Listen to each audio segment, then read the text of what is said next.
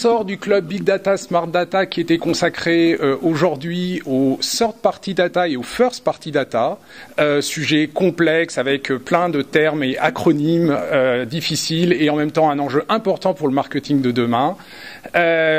Nos amis de Criteo, Weborama et Cantbase vont maintenant nous résumer en 30 secondes ce qu'ils nous ont dit.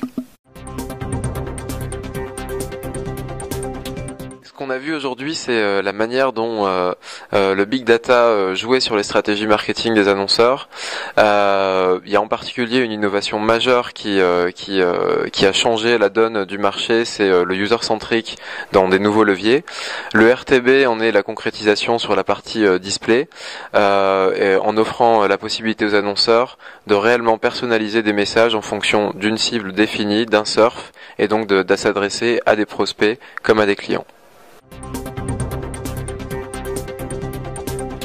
Pour ma part, j'ai parlé de la Third Party Data. La Third Party Data, c'est quoi? C'est l'ensemble des données qu'on va pouvoir constituer, collecter et structurer à partir du surf sur les sites web, les réseaux sociaux et autres.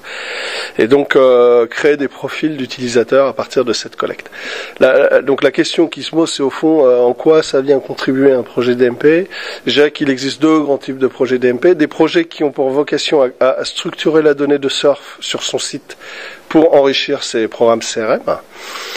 Donc enrichir sa connaissance client, et des projets qui vont plutôt être orientés sur l'optimisation de ces actions médias, et donc pour lesquels en fait la donnée de surf sur le site peut ne pas suffire et a vocation à être enrichie par d'autres données, notamment pour aller trouver, au-delà de mieux connaître qui sont ces visiteurs et quelles sont leurs attentes et leurs intentions, d'aller trouver les jumeaux des visiteurs qui vont soit sur telle catégorie de produits, soit convertir sur un produit, etc. Et donc ainsi pouvoir optimiser ces actions médias. Donc voilà en 30 secondes ce qu'est la Third Party Data et à quoi ça sert.